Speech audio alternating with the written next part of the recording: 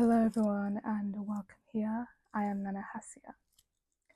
So, when I got to a certain point in my journey with God, in my spiritual development, God revealed to me that this is the time or this is the year of breaking down illusions that have been holding us back, breaking down the false identities that a lot of us have been wearing, that have been projected onto us by other people.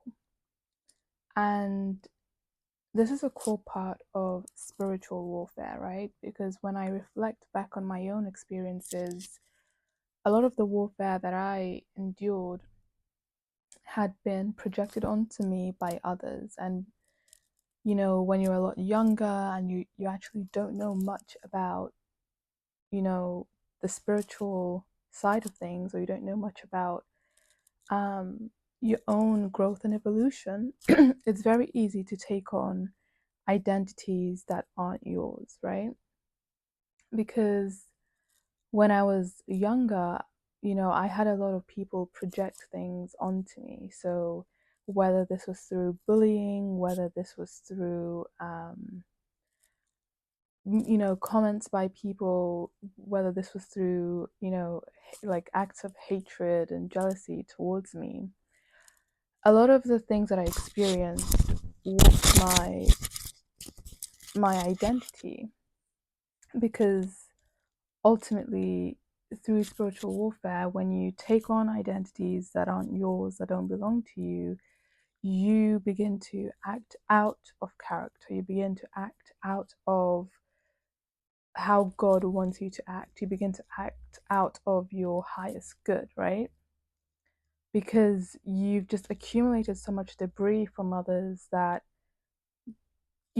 fighting for what you want and what you deserve seems almost impossible. Freedom for you, your internal sense of freedom, seems almost impossible. So, as I got older and I began to reflect on these experiences, I realized that, this is spiritual warfare, that essentially other people were able to see certain things, right, about me, or other people were triggered by certain things, and that prompted them to want to send projections my way. And sending projections is actually a method of spiritual warfare, like I've been saying. So this actually prompted me to think about colonialism, right? Think about the colonial experience.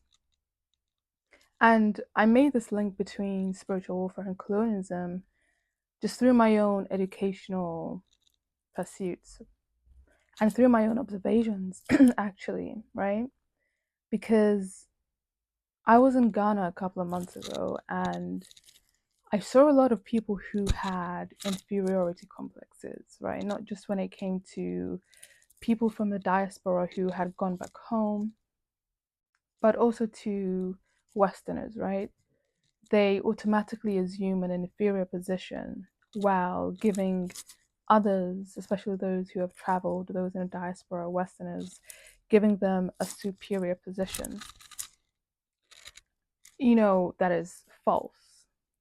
And throughout the colonial experience, actually, what we see is the systematic disconnection from our identities, from our way of living, from our self-concept, right? From our connection to the divine. And this experience essentially makes us ditch our own identities, makes us, essentially make us bastardize our own identities to take on another identity, right? And I'm not even just talking about how religion was taught, right? I don't think there's an issue with belonging to a world religion. I think how it was taught or how it was passed down created this sense of hierarchy where a lot of us, a lot of Black people, Africans, began to see themselves as inferior, right? And even outside of that scope of religion, you know, when it comes to things that we talk a lot about in today's day and age, we talk about hair textures, we talk about skin tone, we talk about language, food.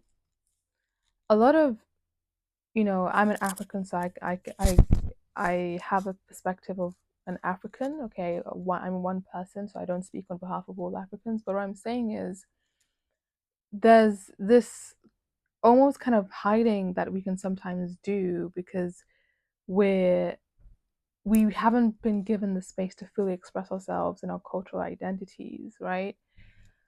When it comes to people having complex feelings about their hair textures and length, their skin tones, the shape of their lips, nose, of their hips, of different parts of our bodies, the colonial experience, even though we may not have been the direct subjects, there has been such a systematic um, warfare on us that still exists in this day and age. Because when we look into the music industry, we look into the film industry, we look to a lot of the media, what becomes constantly perpetuated to us is a certain ideal, it's a certain way of being, right?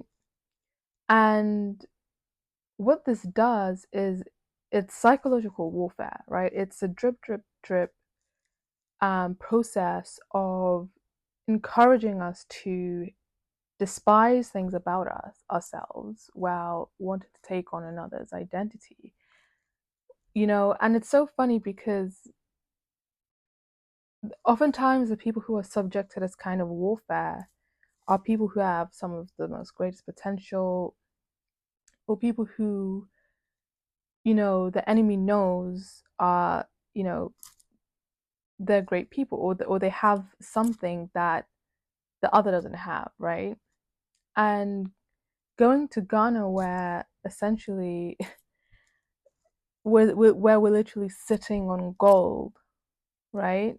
Ghana was formerly called the Gold Coast, um, where we're literally sitting on gold and having people despise themselves, constantly compare themselves, degrade themselves, to their skin tone, their hair texture, and giving a false sense of superiority to others is essentially a humiliation ritual, right? And it's an identity crisis. And this is, like I said, it's a form of spiritual warfare, right? Because colonialism is not just political, right? What is political is not just political, it's also spiritual, right? Because when someone has complex feelings about how their hair naturally grows, their skin tone, their body shape, and whatnot, it's not just, something that you're self conscious about. It's something that you've been taught to hate. It's something that you've been taught to have complex feelings about. That's not inherent to you, right? And this is something that, like I said, I made connections between my own experiences of having been subject to bullying in the past, or having been subject to people who've attacked me in different kinds of ways. A lot of it is to get you, like I said, to act out of character, right? And to see yourself through an inferior lens while giving other people a sense of superiority, okay? And this is something that, like I said, the colonial, endeavor or process is guilty of this, right? Because we look at how, you know, African women were taught to hate their bodies, their hair. We look at how our value as people was just boiled down to our ability to produce. And the reason why I say that colonialism is spiritual warfare is that when we look at some of the methods that were used to get colonial subjects to submit to the regime, a lot of it is based on psychological defeat, right? Breaking down people's connection to the divine, breaking down people's connections to the things that they hold sacred, bastardizing the sacred, which meant a lot to people, right? For example, the golden stool in Ghana, for the Ashantis is a prime example of that. So when we now, I guess, in the modern age, think about some of the struggles that people face, right?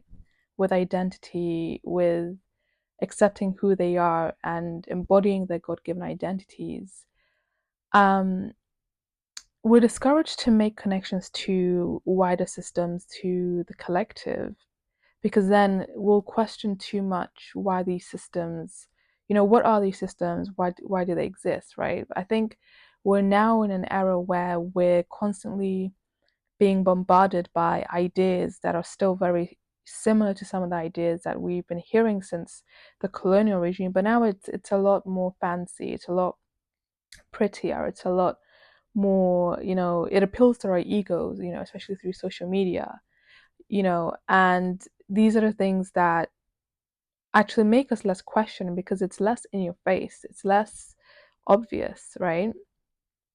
But it's still warfare nonetheless, right? So when we want to address these issues at large, it's important for us to not only focus on our own demons, but also to bear in mind the collective experience, right? And to make links to broader systems and broader phenomena that have very, striking similarities in principle. So I'm literally running out of storage, so apologies if this video is a bit choppy. But if you would like to work with me in any capacity, you can feel free to book a session with me. The link to my website is in the description box, and I will see you all soon.